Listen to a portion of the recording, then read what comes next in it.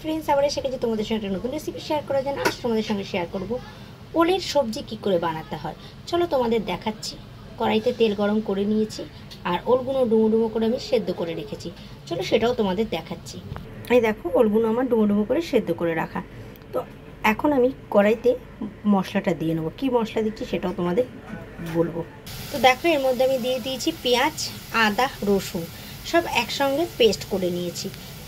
একটা ছোট পেঁয়াজ দিয়েছি, আর হাফ চামচের মতন রসুন, আর হাফ চামচের মতন আদা সব একসঙ্গে পেস্ট করে একদম এর মধ্যে পেস্টটা দিয়ে দিলাম। এর মধ্যে দিয়ে দেবো এবার পরিমাণ মতো নুন আর হলুদ। চলো দিয়ে নিই। তো দেখো, আমি দিয়ে দিয়েছি 1 চামচের মতন নুন আর হাফ চামচের মতন হলুদ। হ্যাঁ, তো নুনটা যে যার মতন কম বেশি, অনেকে কম খায় অনেকে বেশি খায়।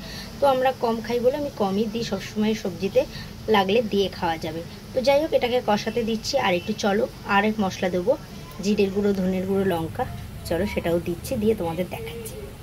তো দেখো, এর মধ্যে দিয়ে দিয়েছি 1 চামচ জিরে, 1 চামচ ধনে, আর 1 চামচের মতো লঙ্কার গুঁড়ো, আর অল্প একটু মিষ্টি দিয়েছি, দিয়ে যাতে কালারটা সুন্দর আসে। মিষ্টিতে সবজির কালারটা খুব সুন্দর আসে। তো চলো এটাকে কষিয়ে তবে তোমাদের দেখাচ্ছি আমার কেমন কালারটা এসছে। দেখো, মশলার কালারটা খুব সুন্দর চেঞ্জ হয়ে গিয়েছে। এবার আমার সেদ্ধ করে রাখা ওইটা আমি এর মধ্যে দিয়ে দেবো। চলো সেটা দিয়ে তোমাদের দেখাচ্ছি। তো দেখো, সেদ্ধ করে রাখা ওলটা আমি এর মধ্যে দিয়ে দিলাম। বেশি আর ফোটাতে আমার লাগবে না, যেহেতু আমার ওলটা সেদ্ধ করাই আছে। তো মশলাতে আমি পরিমাণ মতন জল দিয়ে দেবো, যাতে ওলের মধ্যে সব ঝাল মশলা সব ঢুকে যায়। বুঝতে পারছো? চলো আমি পরিমাণ মতন একটু জল দিয়ে দিই। তো দেখো, আমার সবজিটা বসিয়ে দিয়েছি। তো কীরকম নামাবো চলো সেটা তোমাদের দেখাচ্ছি।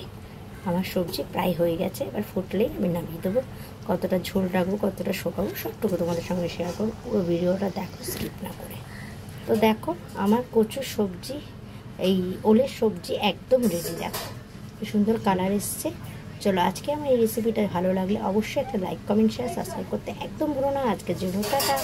আবার একটা নতুন রেসিপি আনবো তোমাদের সঙ্গে। অনেক গল্প হবে, অনেক কথা হবে। টাটা।